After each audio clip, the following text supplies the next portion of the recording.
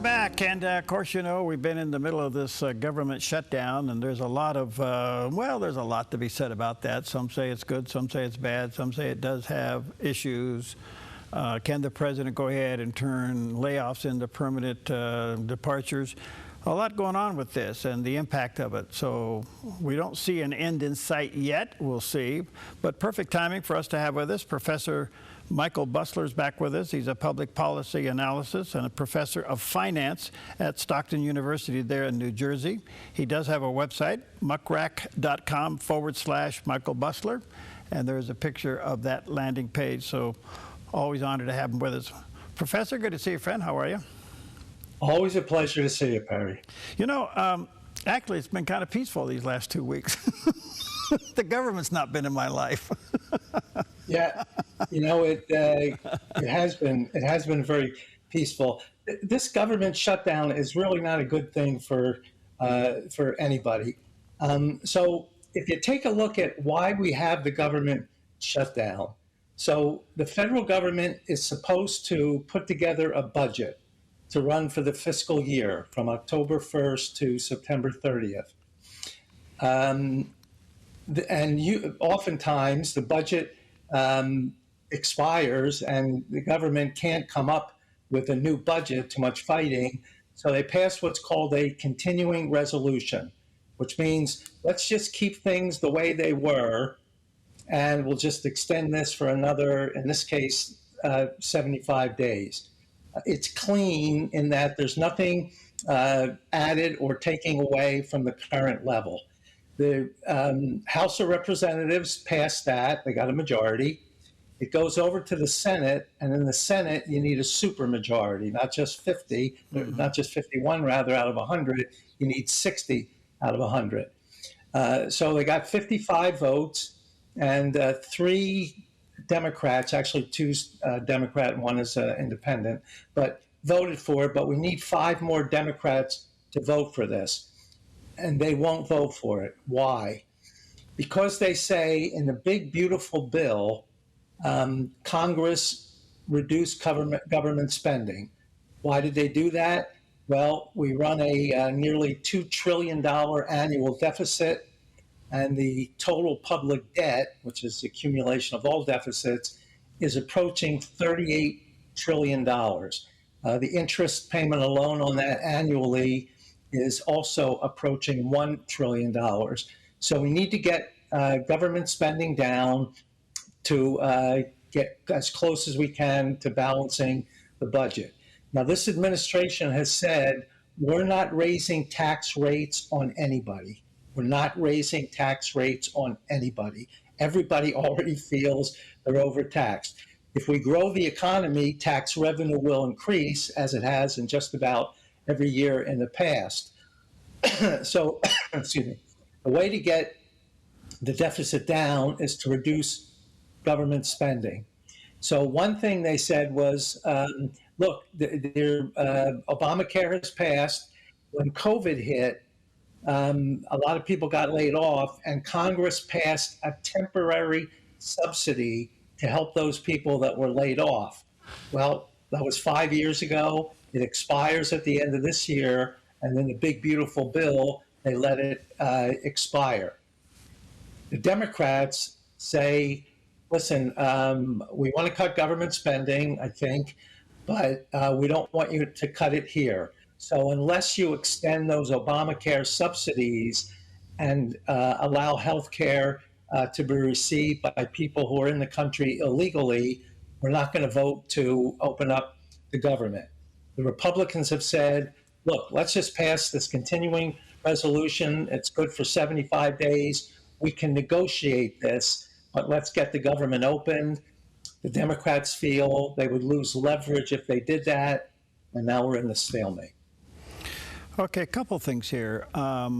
This particular CR, almost word for word, the Democrats have voted for in the past, I think 13 times. 13 times, yes. Okay, so, and I understand that the subsidies that they're holding on to, extending Obamacare, especially for illegals, they were due to be sunsetted anyway, so they knew this was coming, right? Exactly. But the problem is as Milton Friedman once said, there is nothing so permanent as a temporary government program. So even though they knew it was temporary, they thought they would be able to extend this further. But the Republicans say we have to get this deficit down. Here's an area where we've already agreed it will sunset at the end of the year. Let's just let it sunset. And the Democrats said no. Okay, so we've been in this mess before. It never results in a balanced budget. I think the last one we saw was what? Wasn't that Clinton? The last time we had a balanced budget? The year 2000. Yeah, 97, 98, 99, and 2000, we had a slight surplus in the budget. That's the last 4 years out of the last 63. That's only 4 years we didn't have a deficit. That's correct. Okay, so stepping away from it just for a moment with all the details, what is the Professor Busler's take? Or you think, who gives here? I hope it's not the Republicans, because they've finally taken a stand in this last big bill to say, look, we've got to rein in on government spending. If the Republicans blink and give into this, I don't know how we're ever going to cut government spending. I have a feeling what'll happen is the president and the Speaker of the House will say, look, get the government opened. We have 75 days. Let's renegotiate these Obamacare subsidies during those 75 days, and we can end this thing. I'm not sure how that renegotiation will look, because if they keep spending money we don't have, public debt is going to grow. You have to draw a line in the sand at some point. Nobody's been willing to do that so far. Okay, in the meantime, there's been some layoffs, and the president liked to turn those into permanent layoffs. Do you know much about the legality of that? Well, it'll have to go up to, typically, it'll go to a federal judge. The president will lose on that. It'll get appealed, and ultimately the Supreme Court will decide.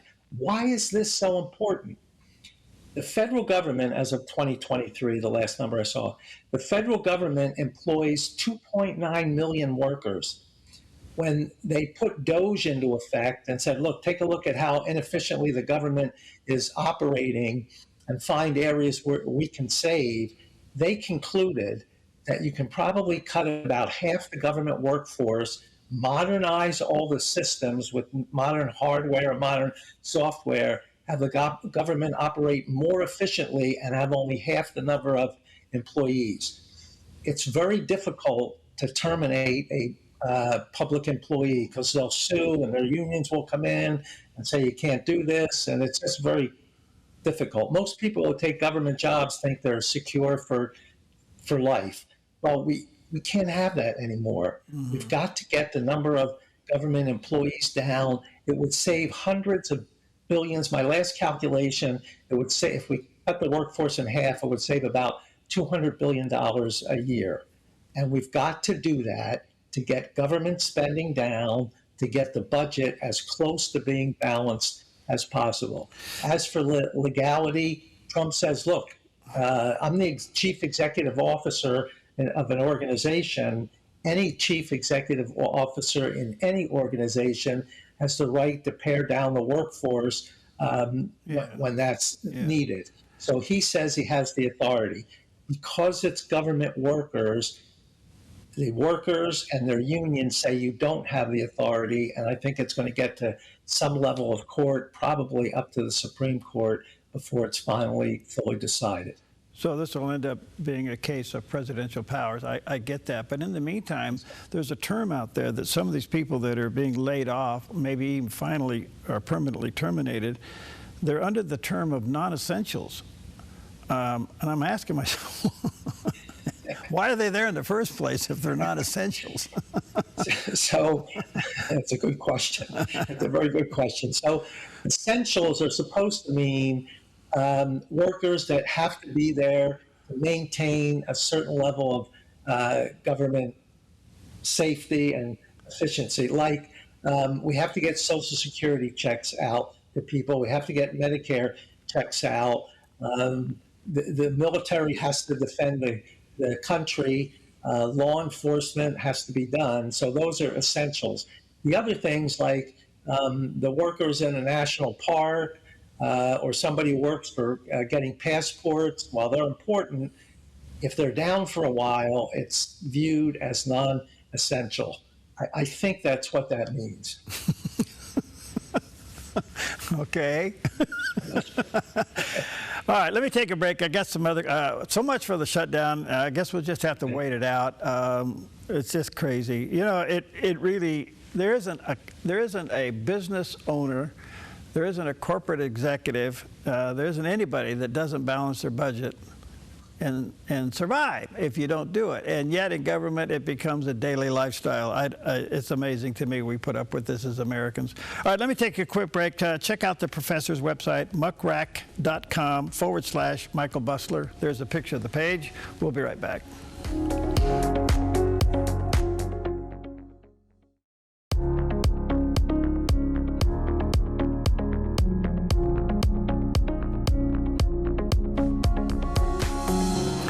All right, welcome back. Perfect timing and always an honor to have with us Michael Busler. He's a professor there at finance at Stockton University. They're in New Jersey. He's a public policy analysis. He does have a website, muckrack.com/Michael Busler. There's a picture of that landing page, and always an honor to have him. Professor, you and I in the past, we've talked about capital gains, and I guess there's talk inside the Beltway of maybe doing something about this and lowering it. I think you mentioned 15%. Lowering capital gains would be a huge boost, don't you think?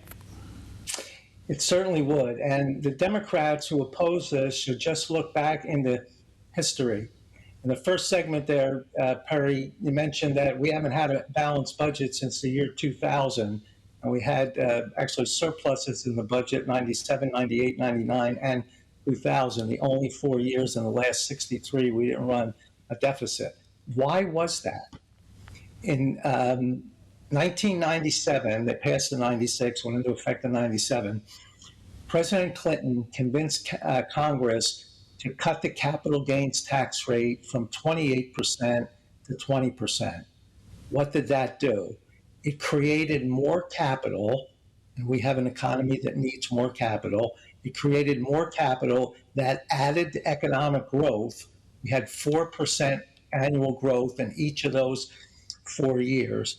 Tax revenue, even from the capital gains tax revenue actually increased at a lower rate, but more activity. So you raised more money, and you had very ideal economic conditions. The other thing that Clinton did, which the current Democrats will not do, in his 1996 State of the Union speech, President Clinton, his exact words were, "The era of big government is over."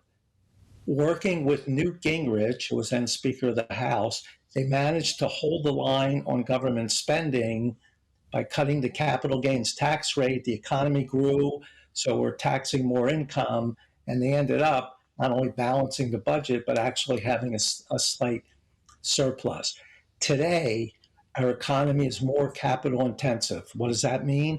If we build a factory, historically, you build a factory, you set up an assembly line, you hire 1,000 people to work on it. That's a labor-intensive operation. Today, you build a factory, have an assembly line, you have 1,000 robots working on the assembly line, and maybe only 10 or 20 people controlling them in the factory. So instead of labor-intensive, a whole lot of people, it's now capital-intensive. With the robots and the artificial intelligence and the automation that we have today, it will hold the line on costs, because the robots seldom ask for a raise every year. It'll hold the line on costs. It will improve efficiency, because the robots do everything exactly the same every time. Whereas when you have people, there is always a chance for some human error. So we need more capital today to help finance the growth, and a lot of manufacturing is coming back to the U.S. from places like Asia, where the wage rate was $1 an hour. If we bring that manufacturing back in labor intensive, we'll never be able to compete. But if we bring it back in a capital intensive environment, will be able to compete, that is, keep the costs relatively the same. And in order to do that, we need more capital. To create more capital, you should lower the capital gains tax. So when somebody has a capital gain, he gets to keep more of it and reinvest it. At the higher tax rate, he'd keep less of it, so it's less to reinvest. Okay, so some fundamentals here. The capital gains reduction, whatever that amount would be, would have to be approved by Congress, correct? Correct. Okay, and do you know what is being proposed? President Trump, I haven't seen any concrete proposals yet. So right now, the capital gains tax, I think it's 20% on the first 400,000 and 23.8 after that. I'm not sure the exact amount, but it's 20 and 23.8. President Trump, when he was campaigning, suggested lowering this to 15%, and I agree with him that 15% would be the way to go. Will that pass in Congress? Republicans will favor it, so they have a very slight majority in the House. In the Senate, you need 60 votes, and that's where we're going to run into a problem. But if the Democrats could be convinced that this would really grow the economy and help everybody, maybe we could get some votes. They look at it as, here's another Republican trick. We're trying to cut taxes for the wealthy. It's going to benefit the wealthy at the expense of everybody else. It's what they'll say back to that. But the answer to that is it's the wealthy that create capital. So you're right, in the short term, they'll have more capital to invest. Mm-hmm. They'll invest more and the economy will grow, and that's going to help everybody. I don't think the Democrats will go along with it, but I think it's the right thing to do right now. Well, what little I've read on this might be one of the great tools to use during the midterm primaries, and that is this marks the difference between a Republican and a Democrat. And if the Democrats vote against this in primaries, it could be self-defeating. That's a possibility. I certainly hope so. I'm afraid the way the Democrats are going to play this is, as I said, it's a tax cut for the wealthy. Mm-hmm. And all the Republicans care about is cutting taxes for the wealthy. They don't care about the working man. Yeah. In reality, one last quick thought here, Professor. As you know, the Supreme Court's going to hear the arguments on tariffs coming up here in a couple of weeks. And most people are thinking the president will lose this one. In the meantime, he could just unwind all of these tariffs because he's used them, obviously, as pawns, so to speak, in his negotiations. And by the time you get to the arguments, instead of repaying everything, he'll have reduced them. What's your take? I don't think that's going to happen. I don't think President Trump is going to roll any of them back. And I think President Trump will present an argument that this has to do with national security. Okay. Before he got into office, the negative balance of trade was hundreds of billions of dollars every year. And we have to fix that, not just from an economic standpoint, but also from a security standpoint. Tariffs are the way to fix it, he'll argue. I hope the Supreme Court does not say that's illegal. So that's the other side of that's where I was going to go next, the other side of the coin. So would you say that we are in an economic emergency? Well, it's kind of a slow building, and it's been building for literally decades. If we don't do something about it really now, it will continue to get worse, and it could be a threat to national security. There's a lot of medical products that are made in China because it's so much cheaper that Trump says, I'm going to put a tariff on those, so it'll be more expensive to make them in China and less expensive in the U.S. That will bring manufacturing back to the U.S. and we won't run into the problem like we had at COVID. Everybody had to wear a mask. The masks are all made in China. So they had a ship full of these masks heading to the U.S. China said, wait a minute, we're having the pandemic here too. Turn that ship around, bring it back. The result of that was a shortage of masks here. A 40 or 50 cent mask at one time cost up to $5. So we want to avoid situations like that happening in the future. And vital products, steel, aluminum, copper, medical supplies, he wants to bring manufacturing of those products back as a national security item so that we don't not under the threat of these foreign countries. Quickly, how's inflation doing according to you? If we had a government open and they come out with some numbers, we'd know. Somehow they have some people working on it, and I've heard by this week, or or before next week when the Fed meets again, the federal government's going to come out with something. I think the inflation rate is running just under 3%, probably 2.8, 2.9%. That's above the 2% target, but it's about where it's been now for months.